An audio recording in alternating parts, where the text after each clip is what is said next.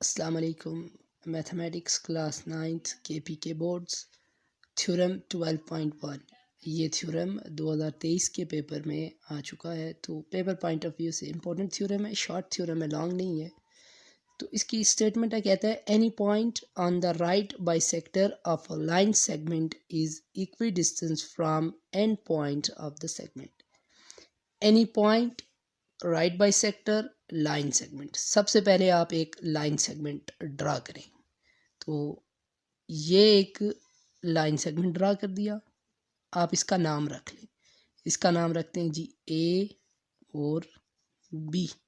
ये बात उसने कही है कि एक line segment any point on the right bisector, कहता है इसका जो मिड है, राइट बाइसेक्टर मिड पॉइंट है जो इस लाइन को दो इक्वल पार्ट में डिवाइड करेगा, इससे दूर कोई पॉइंट है, ये मान लें पॉइंट है, इस पॉइंट का नाम रख लें पी है। ठीक हो गया। Right bisector of the line segment is equi distance from the end point of the segment.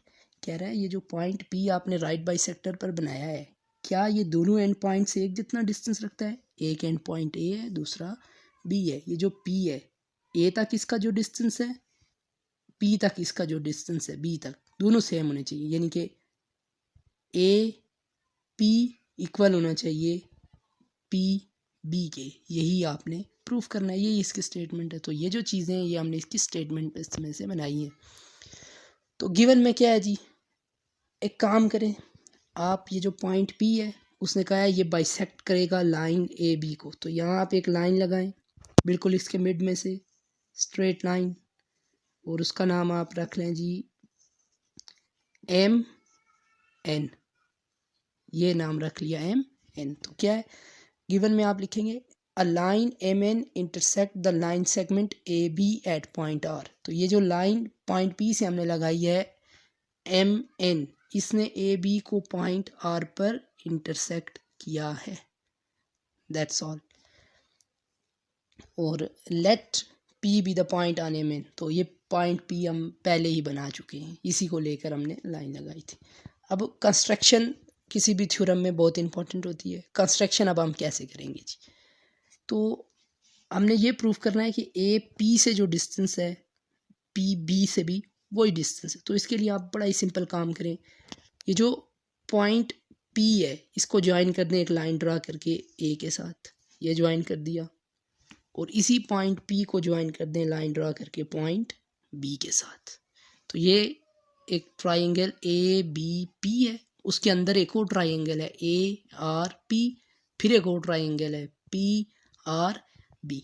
तो कंस्ट्रक्शन हमने कर ली है। तो इधर हम क्या लिखेंगे जी, आप लिखें ज्वाइन पॉइंट,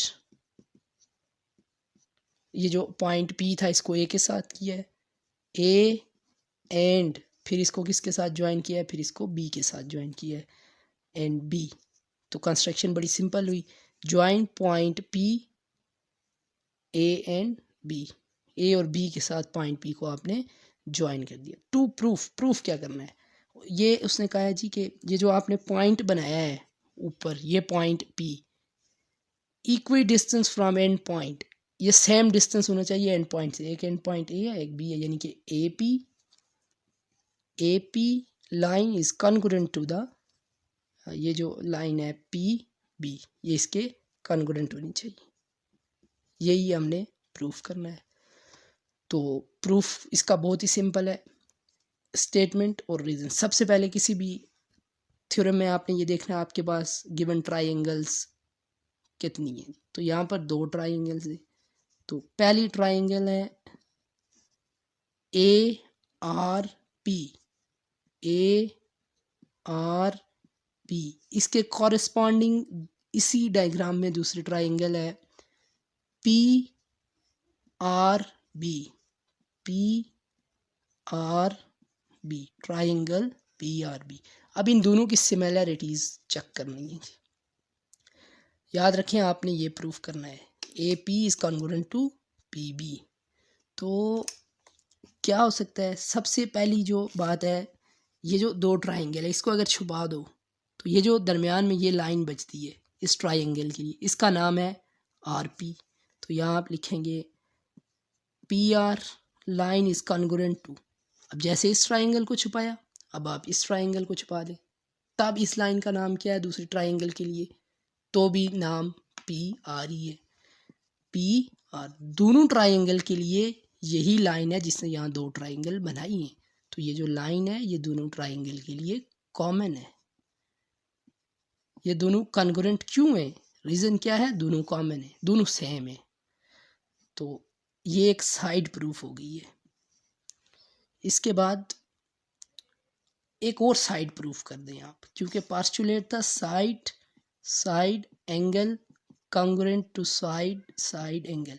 जब ये पास्टुलेट सेटिस्फाई कर जाएगा तो ये पूरा थ्योरम सेटिस्फाई कर जाएगा, जो भी पूछा है वो प्रूफ हो जाएगा। तो इसके लिए जी A R congruent, A R congruent, ये पॉइंट आर है और ये बी है, आर बी, ये क्यों कॉन्ग्रुएंट है, ये एक पूरी लाइन थी, मान लें ये लाइन थी, ये जो लाइन थी ए बी ये थी 10 सेंटीमीटर। फिर आपने कहा है कि यहाँ हमने एक बाइसेक्टर, राइट बाइसेक्टर, ये जो लाइन लगाई है ना आपने दरमियान में, ये इसका बाइसेक्टर है। बाइसेक्टर का मतलब ये है, ये जो लाइन ए बी थी अब दो इक्वल पार्ट में डिवाइड हो गई है, ये भी 5 सेंटीमीटर बचेगा, ये भी 5, 10 का हाफ क्या है 5। तो इसी तरह ये दोनों अगर इक्वल हैं, 5 इज इक्वल टू 5, तो रीज़न यही है A R equal to R B. एक ही लाइन थी उसमें दरमियान में एक पॉइंट लगाया तो वो दोनों इक्वल डिस्टेंस बनेंगे, इस साइड पे भी इक्वल, इस साइड पे भी equal. So A R congruent to R B. ये जो आपने किया है जी, ये इसकी आप रीज़न लिख सकते हैं कंस्ट्रक्शन, ये आपने कंस्ट्रक्शन की है। एक और साइड प्रूफ हो गई। अब आपने एक एंगल प्रूफ करना है, तो ये बहुत आसान काम है। ये बिल्कुल स्ट्रेट लाइन है ट्राइंगल की, तो स्ट्रेट लाइन होती है परपेंडिकुलर, यहाँ 90 का एंगल बनता है, इस एंगल को नाम दे दें आप 1 का, 90 यहाँ नहीं लिखना।